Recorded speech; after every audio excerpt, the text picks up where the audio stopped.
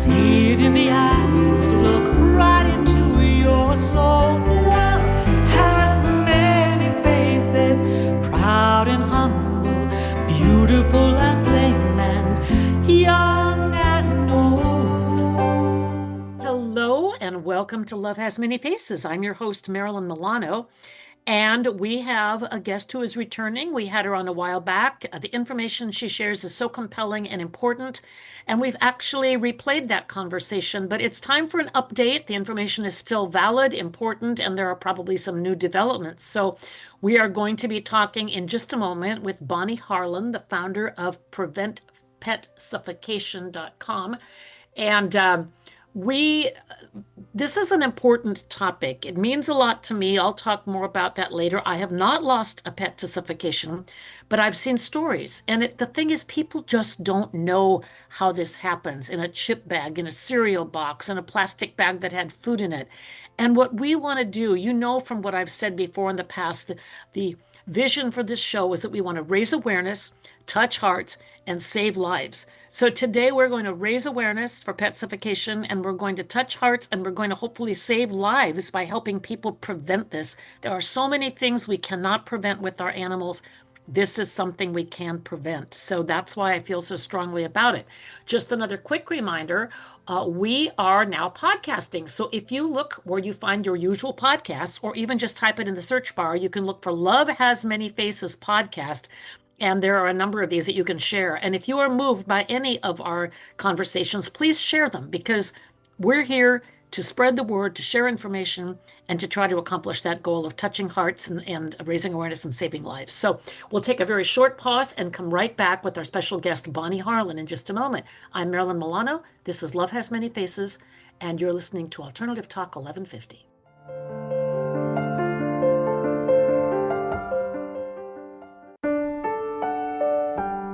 Hi, this is Marilyn Milano, your host of Love Has Many Faces.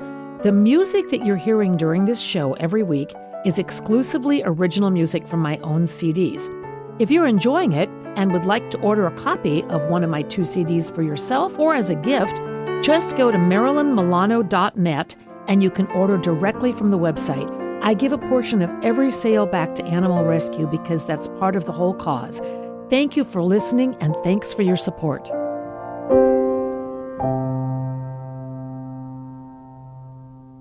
Talk radio with a purpose. Alternative Talk 1150. Well, welcome back to Love Has Many Faces. I am your host, Marilyn Milano. And as I mentioned just a minute ago, we are really very pleased to be welcoming back Bonnie Harlan, who is going to share information and hopefully important information that is going to save some lives in the next several weeks and beyond. So first of all, welcome back to the show, Bonnie. We're so thrilled to have you. Well, thank you so much. I love chatting with you guys and helping get this important message out. So just for the sake, it's been a while since we did our last live recording. And so for the sake of people who have not maybe heard what you have to say or are not aware of your organization, do you mind just doing a quick recap, what it is, why you started it, and what we're trying to do here? Right. So Prevent Pet Suffocation is a nonprofit that I started almost 14 years ago when I lost my own 50-pound rescue dog to pet suffocation in December 2011. And briefly, I came home one day after doing some errands over the holidays, and I couldn't find my dog. He wasn't there to greet me at the door. But I noticed there were some things knocked over in my kitchen that, like a trash bag and some Christmas decorations. And I thought that was odd. I could not find him. I looked everywhere in my house. Finally, after about the 3rd trip upstairs, I saw him laying lifeless under a table. And out of the corner of my eye, I could see this Cheetos chip bag was over his head. At that point, he wasn't breathing. I instantly freaked out. I saw that, he had obviously suffocated. I ran to him. I tried to get this bag off of his head. It was very hard to do. He was still warm. I called my vet, screaming, crying. He walked me through CPR. Unfortunately, it was too late for my dog Blue. He had suffocated in that bag. And at that point, I had never heard of pet suffocation. And I thought, well, if I haven't heard of it, I bet a lot of people haven't had either. So that's how I decided to start this nonprofit. It's kind of my way of keeping Blue's story alive and helping other families keep their pets alive as well. Well, So that was the seeds of it. once I heard about this, I mean, I think I saw a post or two on Facebook or something from your organization. And I have been around animals all my life. I've been a pet mama for over 40 years. Um, I know a lot of animal people. I belong to a lot of different animal groups, but I had not heard of it. Again, there's just so much information, there's so much knowledge out there, and if we're not tapped into it, it's very easy to miss things. So once I heard of this and started hearing the stories, I was mortified and saddened, and I thought so many people just don't know. They don't know. They have no idea. And of course, when it happens, the pet parents are generally guilt-ridden, overcome, horrified. They didn't know. It's like, how do you know how to save your pet if you don't know that something is even a danger? And so it Exactly. became important to me that even on this small platform that I have, I wanted to start talking about it. And it's very interesting too, Bonnie, and we'll jump into more particulars in a minute. But I've talked to a lot of people that are aware, they're fairly enlightened, they have pets, and they haven't heard of this phenomenon. And I still see things where somebody says, "Oh, it was so cute, you wouldn't have believed it." Buffy had this cookie box on her head yesterday, or my kitty was walking around with the Cheetos bag or whatever, and I'm just like, oh dear God. And then sometimes you say something and you can get the verbal or emoji eye roll. It's like people think you're Debbie Downer or something, and they're not. It's like, what's that? Where did you get so paranoid? But no, no, no. It is a real danger. It is important. And the thing is, we can prevent, just like your organization says, we can prevent this if we just know. So, what do you think are the most important things that pet parents need to know that maybe a lot of them still don't at this point? Well, I think the first thing they need to know is how does this happen? Um, so what happens is when, say, a dog, because most of the pets we lose are dogs, when a dog puts his head in one of these chip bags, snack bags, cereal bags, a lot of them are made from mylar. That's a thick, shiny material you'll see in balloons and so Hmm. forth. Well, that kind of keeps snacks fresher. It's not in all the bags, but it's in a lot of them. So Hmm. when a dog puts his head in one of these types of bags, it creates a vacuum-like seal around his head. And as the more he tries to breathe, the tighter the seal gets. So if he's trying to sniff some snacks or crumbs in the bag will start to tighten. The dog gets anxious. By that time, they can't see because it's often over their head and they start to panic. And it takes 3 to 5 minutes for an animal to suffocate in one of these bags. And that's not a very long time. So I have had grown men tell me they could hardly get the bag off of their dog's head when they found him. Okay. That's how strong the vacuum like seal is. So in my dog's case, I could tell what happened. He got this Cheetos bag out of a little trash bag we had on the kitchen floor, and it's sealed around his head. And he was in my kitchen downstairs, but he ended up upstairs. So he obviously was knocking around Christmas decorations. He went upstairs to my game room. He knocked over some lamps before he finally, passed out under a table. And oftentimes they lose their bowels as well. And that's exactly what happened to him. So if you can think of just how anxious and scared they are, and it just doesn't take very long at all. Unfortunately, it can happen whether you're home or not. Yes, Um, that's what and I heard. that's what a lot of people don't know. So once you understand how it happens in a bag, then you can start putting it together like, oh, well, what can I do to prevent it? And luckily, there are some things, simple things that you can do at home. And that's, what we want to try to impress upon people. Um, and it isn't just bags, but it's primarily food bags. And that can be chip bags, snack bags, pet food bags, cereal bags, Ziploc bags, cheese bags, any type of bag that especially has had food in it. In addition, you have to pay attention to containers, peanut butter, yogurt, Hmm. Pringles, all those types of containers too, small and large. Because this is the other thing I really want people to know. No dog or cat can win a battle against lack of oxygen. So it doesn't matter their size, their age, their breed. Every animal is vulnerable to suffocation.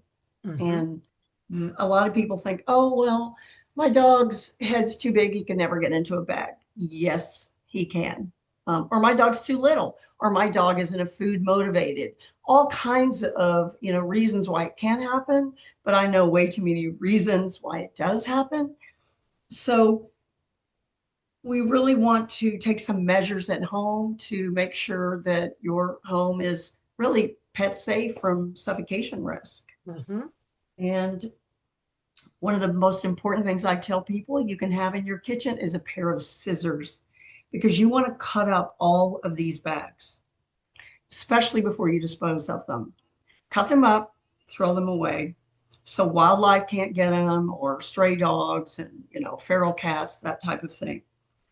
I also suggest people serve their snacks and things in glass bowls. Okay.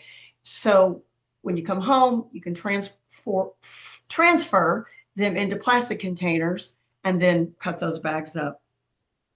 Keep your lids tightly sealed on your jars and containers, especially when you throw them away. And keep your trash can lid tightly fastened, locked, or even behind a cabinet. Keep your kitchen pantry door closed. And don't store your any food bags in your pantry on low shelves. Any shelf that a dog can easily grab something off of. And you have to remember about cats. They're very agile. They can jump very high. So I also suggest to people, please don't store anything on top of your refrigerator, like bread, bread bags and things like that, or in your laundry room on appliances, because it's nothing for a cat to leap up high on a counter or an appliance and grab a food bag. I recommend people crate their pets when they're not home. I did not crate Blue when I left that day, though I crated him often, and I completely regret that. And that way, when you're gone, you just know, they're in a safe place. Yes. And I also tell people always look around, be vigilant about any pet suffocation risk. And it's not just in your kitchen, it's in your bedroom, the office, the laundry room, the yard, the garage, your vehicle, all of those types of places where any type of food may be, that your pet can get into can be quite a risk for them. So there's just little things that you can do that actually save your pet lives. And when people tell me I had never heard of this, but now I know, it's a good feeling because we want to save as many, pets from this as possible. It's, it's so very sad, and yet, as you say, it is preventable. Now, I'd never heard of it. I did have a dog many, many years ago who could open cupboards, and I had to wind up putting child-proofers on all my cupboards. Sadly, I lost him to autoimmune anemia. It wasn't from getting into mischief, but we did at least protect the home.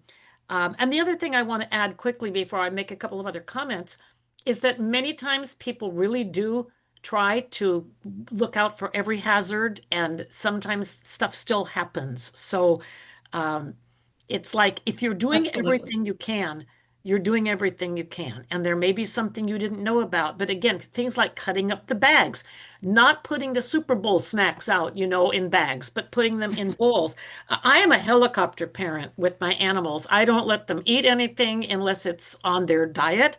I have them with me. If I'm in the bedroom, they're there with the door shut. If I'm in the office like I am right now, recording this program, they are with me.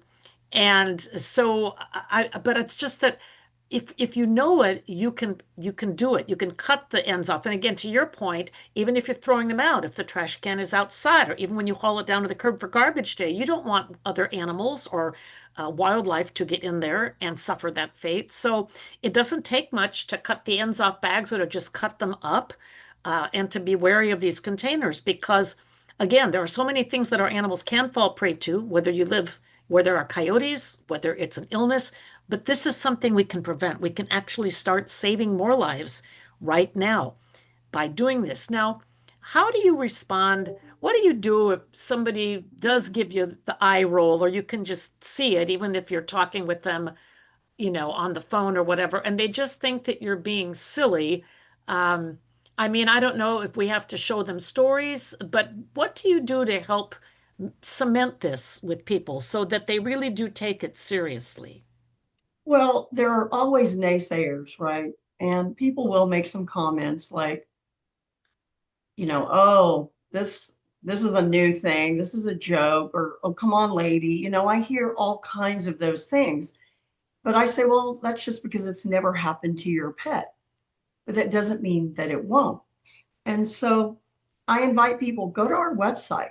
We have a memorial photos page that has, many hundreds of cats on there who've lost their life to suffocation. So they can look there. They can look at our survey results. We have a great infographic out now that shows, exactly where the pets are finding these bags, and whether the owners are home or not, et cetera. We have a lot of data out there. So I just tell people, just please get educated and don't think that your dog or cat isn't vulnerable, because they are. And unfortunately, like I said, it happens whether you're home or not. I've heard too Yes. many stories. People are watching TV and they go into the kitchen and their pet is dead. I mean, it's horrific. Yes. Um, so I just invite them to get educated.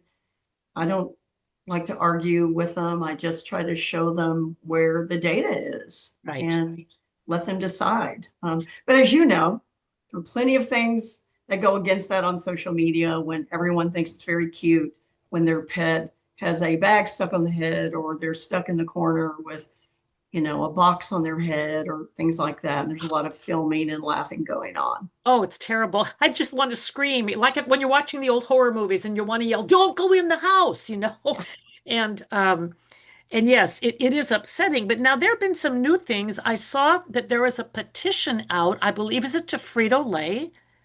Right. That petition is actually a few years old. It is to Frito-Lay. I started it several years ago to request they add suffocation warnings on all their snack bags, because they are the biggest distributor of, chip bags and snack bags.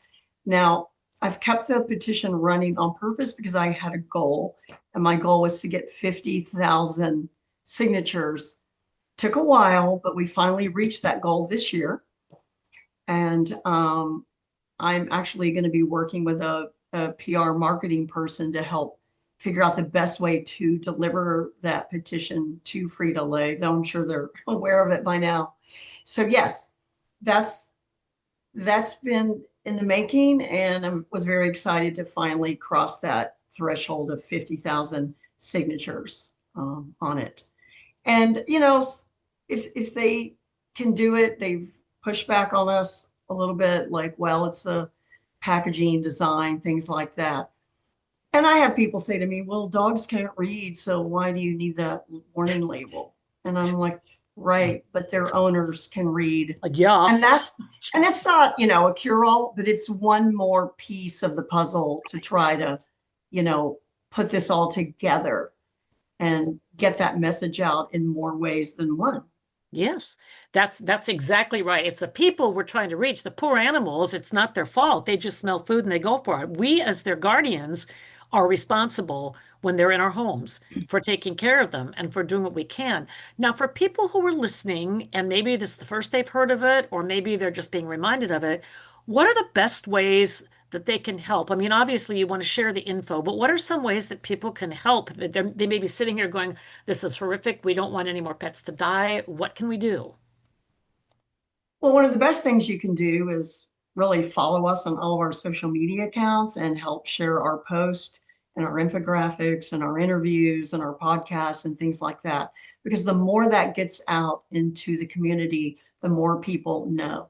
I also really love it when people share this information with their vets, because a lot of veterinary staff still don't know about this.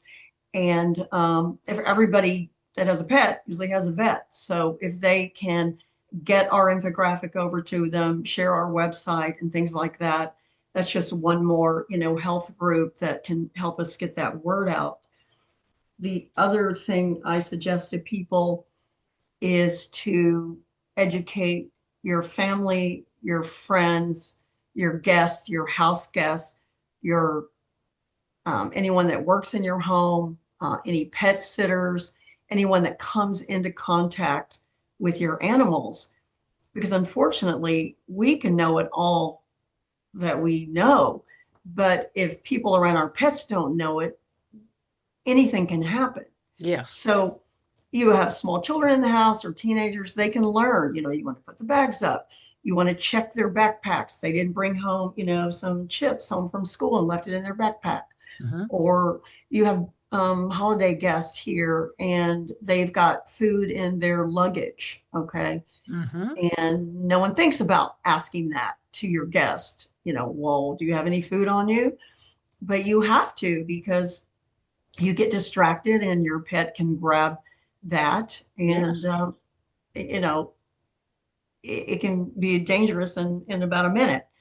Um, Also, on your pet sitters, it's very important to tell them and then tell them over and over again. And you can print out our infographic and you can have it there for them. We had a really sad case this year of a family who went on vacation and they hired a pet sitter to stay home with their dog. And the owner thought she had given all the information to the pet sitter that she needed to, but the pet sitter left a dog food treat bag out, and the dog got into it and died. And unfortunately, it was caught on their home camera, so they saw it on video. Him struggling Oh, for several minutes, oh, and you can imagine how bad everybody felt, and that's what they came home to after vacation.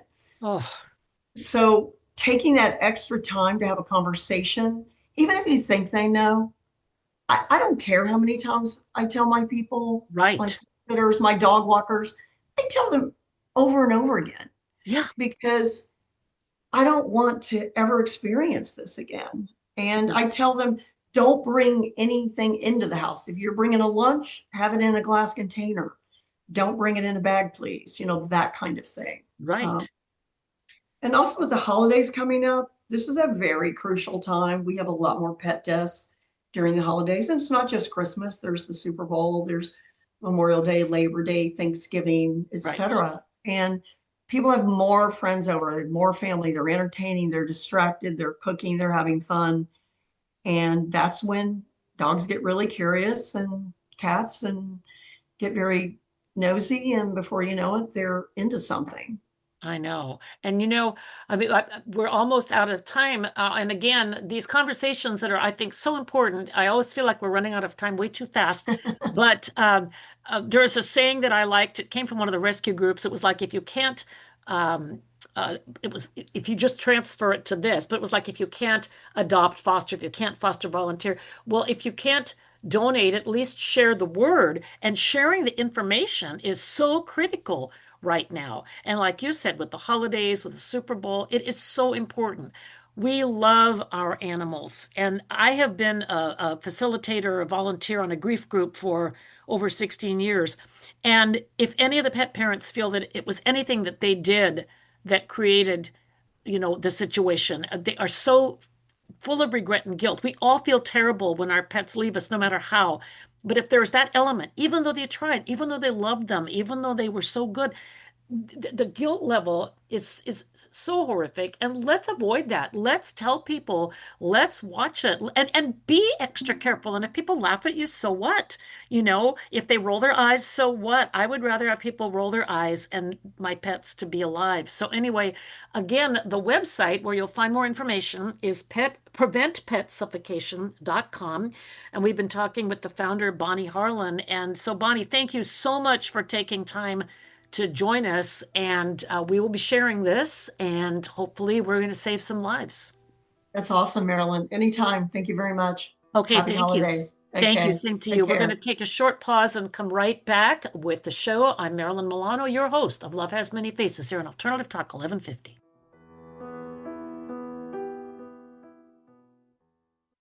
Hi, I'm Coach Debbie from Story U Talk Radio, and I want to encourage you to write your book. Weekly, I offer topics about style and storytelling. I take your questions on our live show every Thursday at 4 o'clock, or you can subscribe to Story U, that's capital U, on any of your favorite platforms.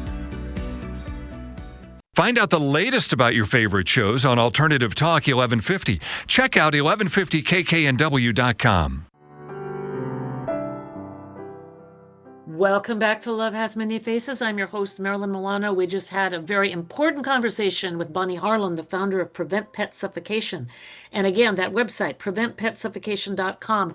Let's save some lives this holiday season. Let's take those precautions. Let's learn what they are. Let's share that with our pet sitters, our friends, anybody who's in our home. It's so important. And there are many things we can do, and there are some things we can control here. So I can't say that enough. Anyway, thank you for joining us, and I hope everyone is enjoying their holiday season. I will be back next week, and this is Marilyn Milano on Alternative Talk 1150. You've been listening to Love Has Many Faces.